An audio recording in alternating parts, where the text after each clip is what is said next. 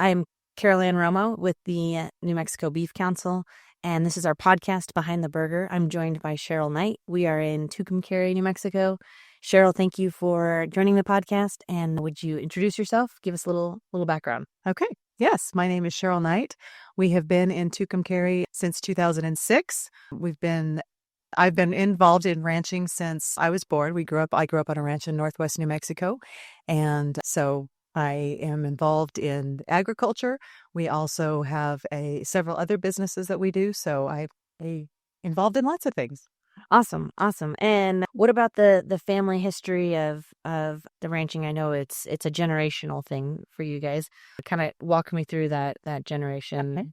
So like I said, born and raised on a ranch. My dad actually purchased the ranch that he started out on from my grandpa. My grandpa never really actually ranched, or ran it as a ranch, but he did purchase it. My dad purchased it from him, married my mom, and they continued the ranch up in Lindrith, New Mexico, which is northwest New Mexico in Rio County. My sister and I were both born and raised on that ranch. And that's where Justin and I went back to when we got our degrees from college in Lindrith, and that's where both of my boys were born and started out on that ranch. So that's kind of how that all got started. And then we sold that ranch and moved here. My dad was eager for warmer climates. Lindrith holds some records for the lowest temperatures in New Mexico. And it's also got lots of elk and deer. So he was just kind of looking for some different country that he didn't have to contend with all of that. And we moved here in 2006 and have been ranching in the Quay Valley ever since.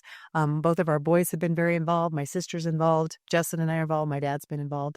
Mom was involved too until she passed away in 2021. So it's definitely a family business. Awesome. And you mentioned your boys too. I think that's an interesting thing too, that they're both in the ranching industry too, in some ways, right? Yes. So our oldest is on a ranch in Arizona, absolutely loves it. It's RO. It's a very historical ranch and kind of living his dream life right now. We hope, and I think he does too at some point, he'll come back to the ranch. Our youngest is also pursuing dreams. He's a pilot. So he's in South Carolina right now pursuing his pilot dreams. But both of them love to come home. They're both very involved when we do our spring works and branding. And any time that we need them or they're available to it, they love to do it. They grew up through years of high school. As soon as they were able to make money doing it, they have both been very involved in day working, cowboying all across this part of the state, and have really made a name for themselves. They're both awesome cowhands. That's awesome. Awesome to see that next generation, right? Yes. Of cowboys. So what's the most rewarding part of being a rancher? So I would say at this stage, probably seeing the babies born. I mean, there are so many things that are rewarding for a rancher, and as so many people don't understand how much goes into ranching. But this is where we see the fruits of our labor. This time of year is my favorite, to see the babies on the ground, to see how Mother Nature takes care of itself, to see the cyclical part of what we do. I know a lot of ranchers aren't cow-calf operators, so they don't ever see the babies, but that's my favorite thing. That is probably most rewarding to me. But there's so many other aspects of it too. I mean, it is definitely family time. Even when we were more involved with the farm, the boys were still showing cattle, and so we've always been very involved with that. We've always been involved with the ranch, even when Justin and I weren't living here on the ranch. Just always love to do it. It's like coming home to be able to be a part of that. That's awesome. And I think it's like even top of mind that this is so rewarding because you're seeing calves, right? We're driving through, and we'll get to put the pictures of them. But yeah, just seeing all those fruits of your labor right there, walking towards you or walking towards the cake. Talk about how you care for your cattle and ensure their health and well-being and what goes into that. So we give a lot of that credit to my dad. He has established the ranch and the lineage of cattle that we have.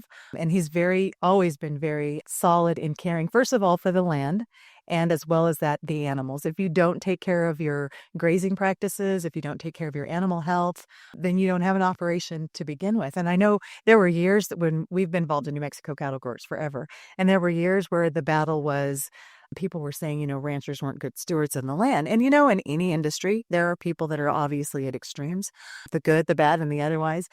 But to be able to sustain a longevity in your ranching, to be able to see the fruits of your labor, you have to care for the land and the animals. And so he's always made it a priority to put that first. Care for what does the environment look like? What do the grazing practices look like? What are we doing with the water? What are we doing with the grass? And then the health of your animals goes along with that. So making sure that all of that goes hand in hand definitely leads to the sustainability of your organization. Absolutely. And that kind of answers like questions a couple down the list, right? Because you talk about land. No, that's perfect because it is. It's all tied in together. When you care for the cattle, you're caring for the land. When you care for the land, you're caring for the cattle. That's Absolutely. awesome.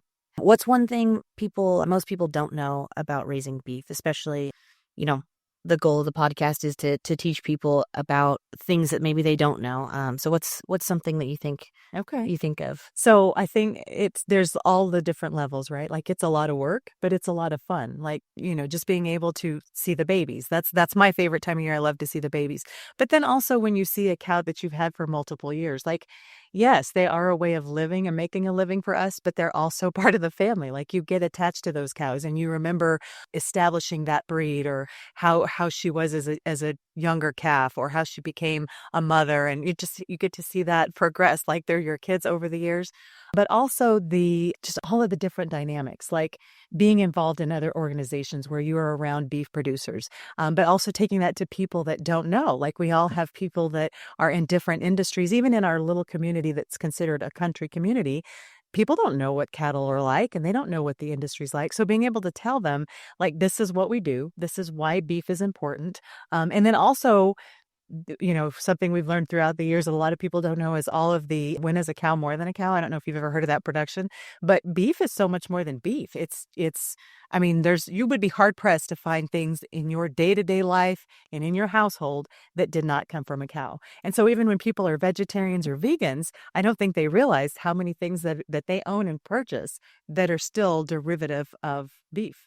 Yeah, absolutely. I think that's a really neat part of our industry too, that they're using the whole cow, right? Everything but the moo, right? Yes. And I think it's neat how far reaching it is, right? Yeah. How, I might want the burger or the ribeye, but I also, learned it's on the tennis strings, right? And it's on the insulin, and it's in these life-saving products. It's in your vehicles. It's on the tarmac where your planes land. I mean, it's everything. Right. And it's in order to be a good steward of the animal, we are using the entire animal. And I think that's a really, really wonderful and special thing to me. Yes. Awesome. What about we talked about resources and the landscapes, but I guess kind of go further into like the environment and the landscapes of how you guys are, being land stewards and using what you're given to be successful. Okay.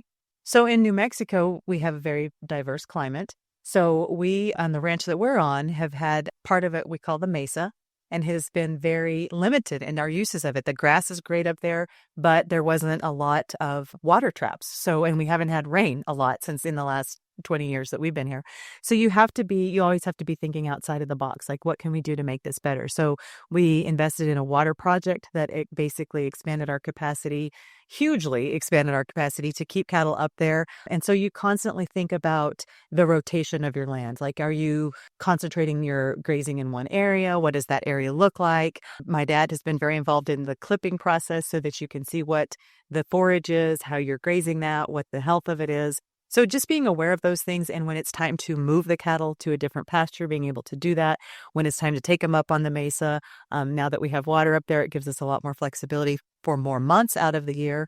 But just knowing that there's more to that. And then also, what is the longevity of your water? There's places in New Mexico that are very limited on water resources. There's places in Texas and Arizona. So you just have to be familiar with what your resources are and how you're best serving the land as well as the animals to do that. Are you supplementing with cakes and minerals? And what are those cakes and minerals? And what kind of things drives the cattle to eat grasses that they might not normally eat? So you're using all of the resources available to you, but not depleting anything, not overusing anything, so that you are good stewards of the land, but also good stewards of your cattle's health.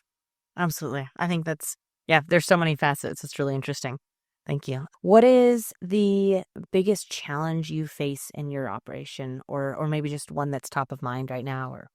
So again, because we've been involved in cattle growers for so long, I was talking to somebody recently actually at a cattle growers event that said, doesn't it ever feel like the beef industry or the different organizations are constantly playing on people's emotions. Like, this is what the wolf at the door.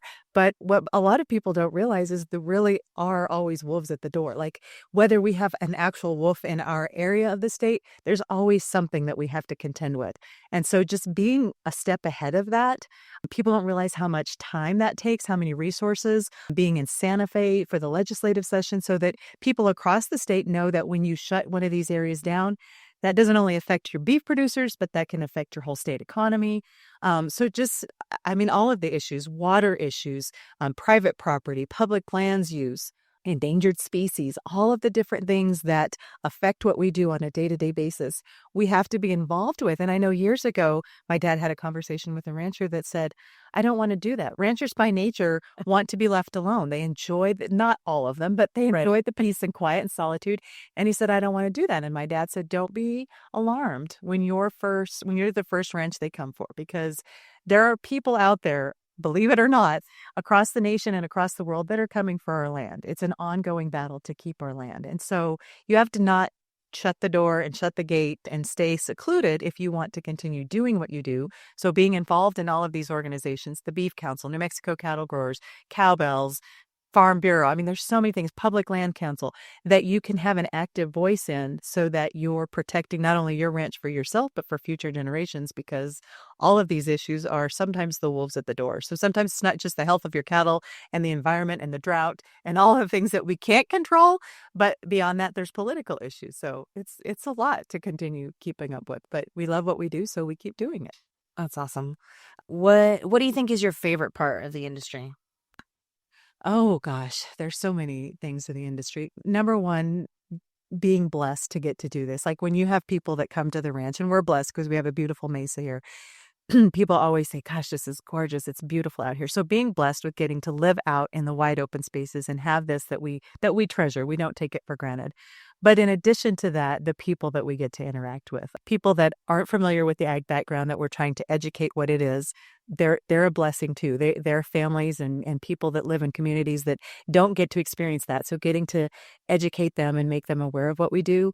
And then also the family of the people that are involved in the industry, whether you're a producer or you're just a supporter of ranching and producing, cow-calf operations, feeder operations, yearling operations, whatever your business is or your passion is, just those people have similar frame of mind. They're usually family oriented. They're usually pro-America, pro our constitutional rights. I mean, it's just, but you sometimes, get a bad rap for being that way, because in some people's minds, that's old school and old world.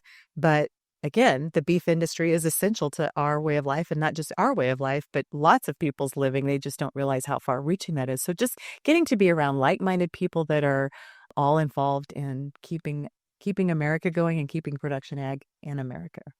Yeah, absolutely. And I think even too, an important part of the beef industry is a lot of us are like-minded and get on, but then also open-minded, right? Too, like super welcoming, and it's okay if we disagree, right? I think that's a really great quality of ranchers in the beef industry, is we can disagree, Right. and we can move forward, and that's Right. okay. And we can just agree to disagree and move forward. And I think that's a really important part, is yes, we're all like-minded. And then if someone isn't like-minded, we're not casting them aside, right? That's okay. We appreciate that. So And you're going to have that. Like, you should. at all of these conventions, you have conversations where people are on a different side of the fence than you are. But to get to have that conversation where you try to have them see your perspective, you can listen to their perspective. And then at the end of the day, the band plays and you dance and you have a good time. And probably for me, the social life is a big deal. I love the conventions and the meetings, and not just New Mexico, but, getting to go to the Meat Export Federation, just all of those things on a New Mexico level as well as a national level. And I know there's even the international level, but there's so many walks of life that are drawn to production ag that they're fun to get to interact with. They're fun to get to know and to get to hear their stories. Oh, absolutely. Absolutely. It is far reaching and just, yeah, so interesting. Okay. So why do you do what you do, right? So we talked about the challenges and the wolves and and everything. So there's tons of challenges, but why do you keep doing it? So I was telling Carol Ann earlier that when I graduated high school, I grew up on the ranch in New Mexico, in northern New Mexico. And when I graduated, you grew up in a small town. We were in the saddle from the time we were old enough to sit on a horse. And so people would say when I had the boys, why don't you ever ride? Well, I grew up riding, but then like it was just time to put them in the saddle and to be the mom that came back and had dinner ready or lunch ready and got them out of the saddle. So when I graduated high school, I said that I was never going to marry a cowboy. I was never going back to the ranch in Lindrith. And my other one was a teacher, and God laughed, and I did all three. But I think it's just you're wired that way. And I don't think you had to grow up in ag. I was sharing a story earlier of a friend of our son's who didn't grow up being a cowboy, but his passion was to be a cowboy. So he learned how to do that. So I think in a lot of people, there's a desire to be a part of the land. I mean, you think about all of our ancestors, right? They came from smaller backgrounds and from more rural communities. Not all of them, but a lot of them had that. Whether you have Native American genes or whatever, you had that love for the land. And so I think even when you are a rebellious teenager and you're ready to get away from it, I was going to be a lawyer and go to New York. But I got my first degree in ag econ, and then my master's degree was in education, so I taught English. But I think it's just a passion that you have. And so when it's a passion that you have and you believe in the land and you believe in the animals and you believe that somebody needs to fight hard to be able to continue taking care of the land and the animals, then it's not so hard to see why that's a passion for you and why you do what you do. And yeah, I mean, I wish all cattle producers and lamb producers and every farmer and rancher and whatever you do realized how important it is to stay involved in public issues and political issues. No, nobody loves that. I mean, I shouldn't say nobody, but we continue to stay involved in that because we believe in the lifestyle that we have and the values of farming and ranching and all of those things that we could pass on to our kids, as well as provide enough resources and a healthy enough operation to pass on to the next generation. Whether my boys live here now or not, I'm hoping at some point they'll come back and we'll have a thriving production operation to continue passing on to them. Awesome. It's I think beautiful to hear about the passion and the family legacy and all of that. And I agree. I think it a lot of ways it's born into you or it's created that you just love it, and you love the horses and love the livestock. I know. Yeah, we're sort of ag adjacent, right? As working in an office, but it's still just it's so romantic to me to be a part of it and such a special thing to that this is my job. Well, they say when you find what you love to do, you'll never work another day in your life, whether you're paid or not paid, when you love what you're doing. And Yes. That's how we feel about it. I mean, we've always had to do outside things to keep the ranch going. I always call it supplementing the ranch income.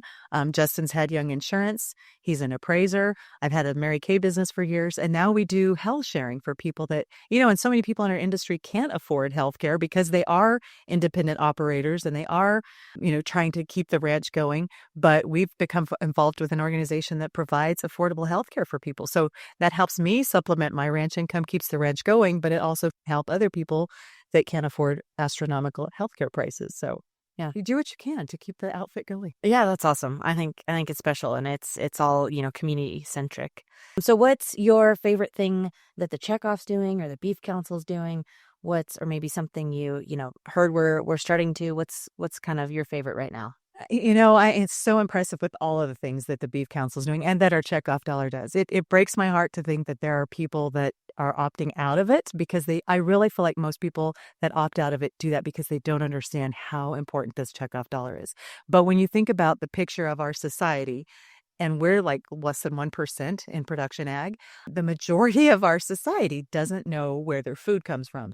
So I think that the purpose of and the kind of the goals in some of the goals of the checkoff and the Beef Council are what are Americans seeing and how are they perceiving you as a beef producer? And then how do we get them to go to the grocery store and support beef and to buy the beef? So I love that you're doing all of the awesome things with Facebook and Instagram. I know not everybody's on there, but a lot of people are, and that's a great way to reach them. Seeing the advertisements in Albuquerque, the billboards, seeing all of the outside of the box thinking that's coming on board now to reach people, even with the stories of ranchers and the podcast, like just being able to reach that whole group of the 99% that isn't hands-on ag production or isn't hands-on with the beef, to see that we are real people and that we care about the meat that we provide for you. And again, not just beef, but all of the when is a cow more than a cow, all the byproducts, I guess I can say. So in the classrooms with the activities, sports associations, I mean, all of the levels, all of it, I'm super excited about. I love the recipes we get as producers a lot of times stuck in our ways. So, it's steak on the grill or it's, certain kinds of things, but getting to share those stories and those recipes are, I think, so many things. There's just so many wide open avenues that you guys are pursuing that I think is exciting. I could go on and on. Awesome. Thank you. Yeah. Thank you. I appreciate it. And it's just, And I'm not getting paid to say that. right. Well, a little, no, just kidding. That's awesome. No, I appreciate it. And it's, I can talk about my favorite things, and I do post my favorite things on our website monthly or so. And so, but it's just great to hear from you and your perspective. And is there anything else that you'd like to add about your operation or the beef industry? Something else, anything that you have?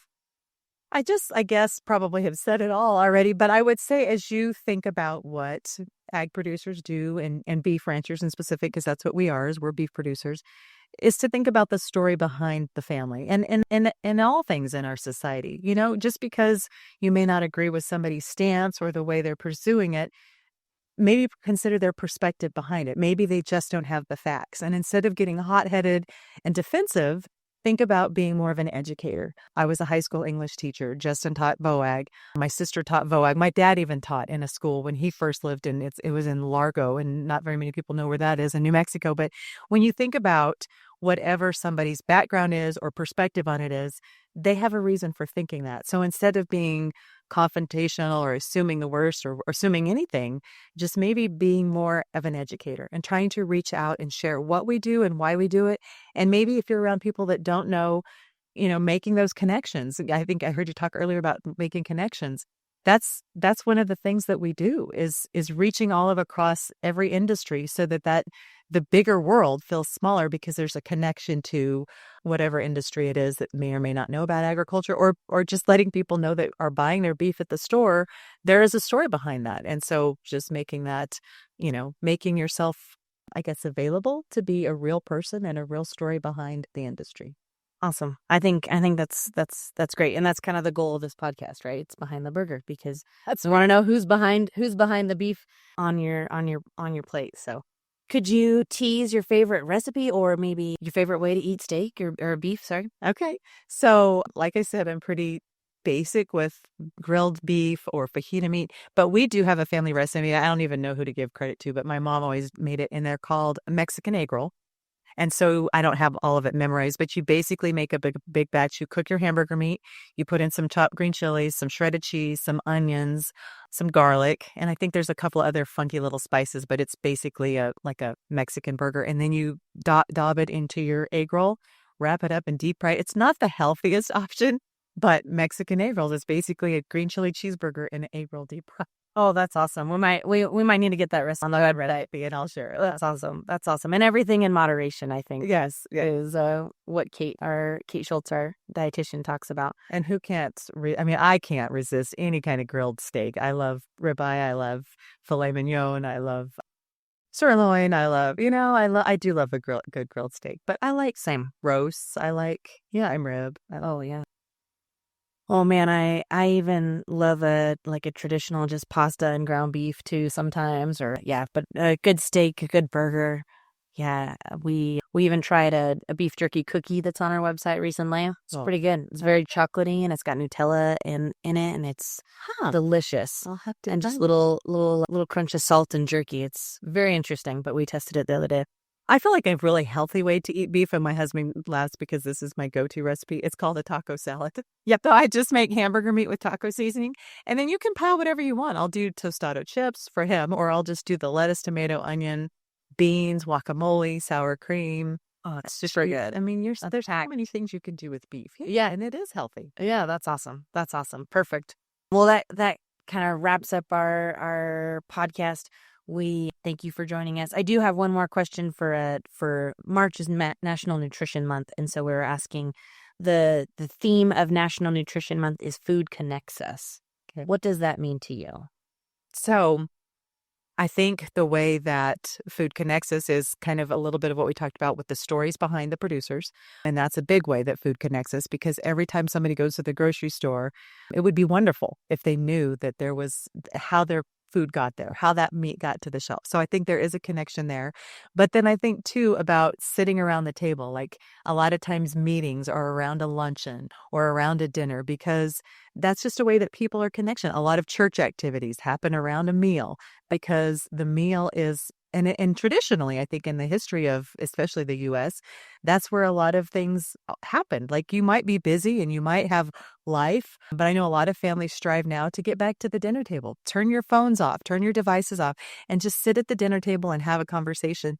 And I think that that's probably the easiest place for most families, career people, empty nesters like us. Like we enjoy that conversation around the meal, whatever it is, breakfast, lunch, or dinner, whatever your thing is, because you get to just sit and enjoy the food and enjoy the company and getting to do that and fellowship, friendship.